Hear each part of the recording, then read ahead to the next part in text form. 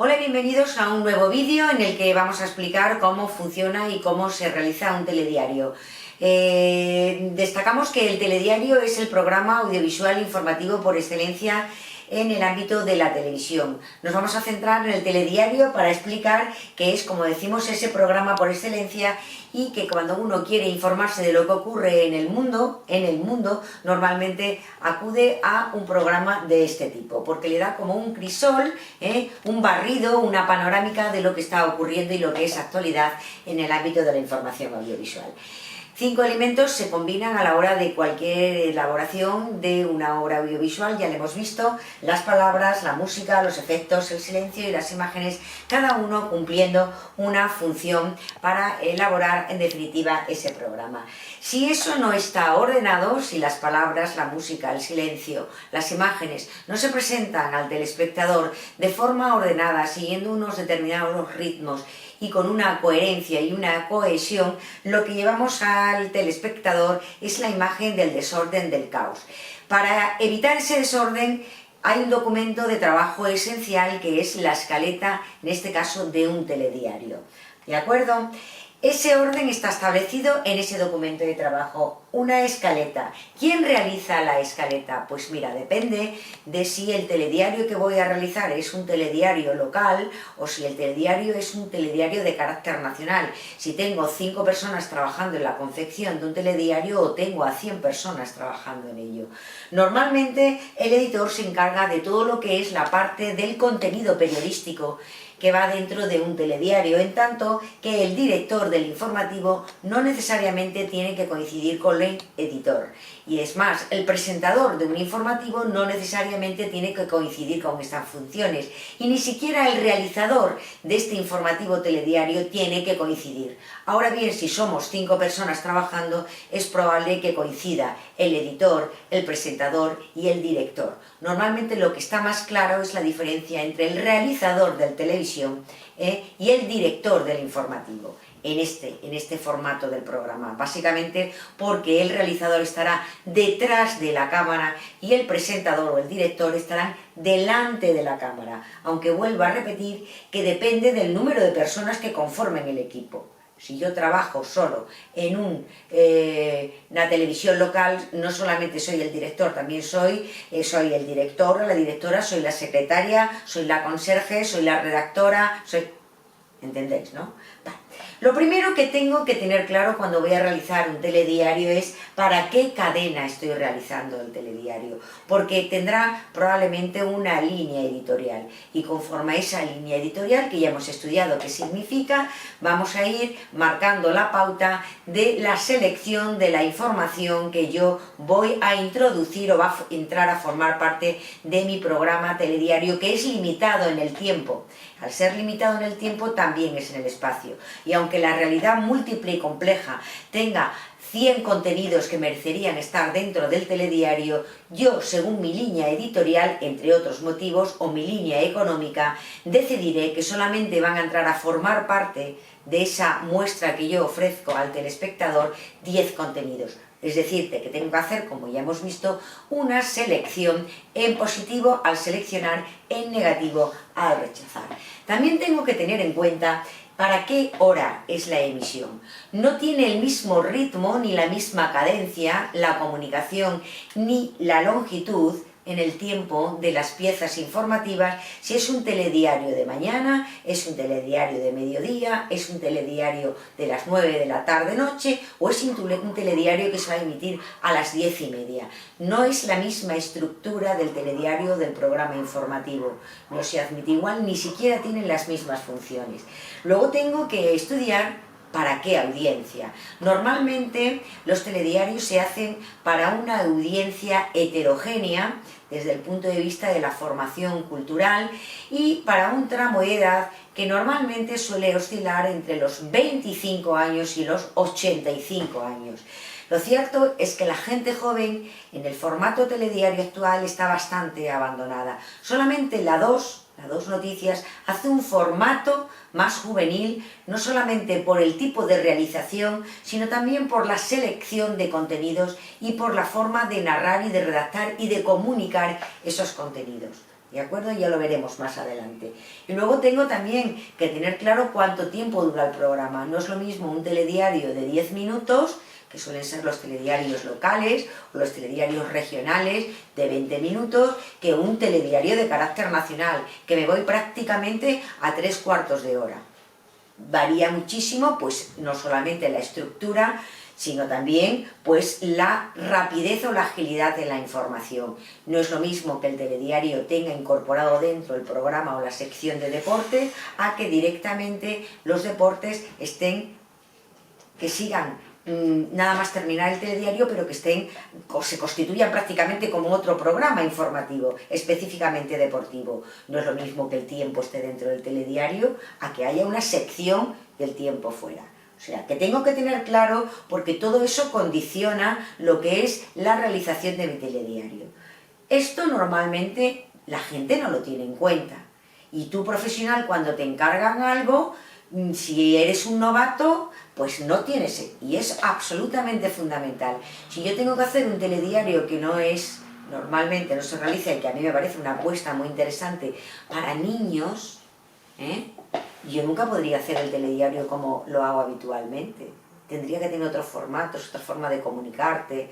O sea, que es lo que siempre digo, que la forma de comunicarse viene condicionada por todos estos elementos.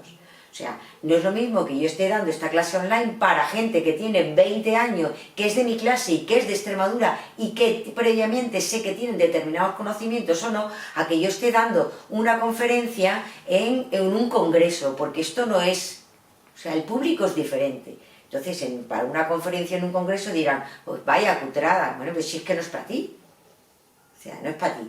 Y tampoco es para que yo me luzca aquí sobre lo que sé. Esto tiene un objetivo claro, que es que el telespectador, en este caso mi alumno de 20 años de segundo, aprenda en 60 créditos, o sea, en 60 horas, en 6 créditos que vale una asignatura, unas nociones básicas. Y ahí me adapto a ese formato. O sea, ahora nos trasladamos al telediario. Hay que saber para quién habla, qué cadena, qué hora, qué audiencia, cuánto tiempo y qué recursos tengo. O sea, si yo tengo un equipo de 20 personas para confeccionar un telediario de 10 minutos, pues bueno, pues a lo mejor me puede dedicar hasta a una persona que se dedique a temas de investigación. Ahora, si yo tengo 25 personas para un telediario de media hora, ¿qué van a investigar? Si yo lo necesito para cubrirme el diario. O sea, ¿y qué meto? Información internacional. ¿Pero cómo voy a hacer un telediario de información internacional si no tengo más que para pagarle 600 euros al mes a esta persona? ¿Qué lo mando? ¿De corresponsal a qué? ¿A Bruselas? ¿Cómo andando con una mochila? O sea, ¿qué recursos? Dimensionar y conocer a quién te dirige. Es fundamental en este ámbito de la comunicación, absolutamente básico, y que no lo pone en práctica absolutamente nadie, con lo sencillo que es. O sea, vuelvo a repetir, yo voy a hacer un telediario para niños con discapacidad. Pues adaptado, y dices, uy, es que se lo ha explicado muy fácil. Claro, si es que no es para ti, que este telediario no es para ti, que eres licenciado o graduado, que no es para ti, que es para un niño, o el telespectador condiciona el mensaje, porque la idea es que la comunicación sea afectiva, no que el emisor sea brillante, el canal sea brillante y el receptor no se entere. Pues ya no hay comunicación posible, que la comunicación tiene que llegar. Vale, voy a la siempre. Se trata de llevar el formato de plasmación de la realidad de prensa y de la radio a este nuevo medio en su nacimiento, la televisión. Y ahora me da igual que sea una tablet, me da igual que lo veas en tu móvil, me da igual. En definitiva, yo sé la mezcla que tengo que hacer de esos elementos para comunicar un mensaje de forma eficaz y que sea consumido.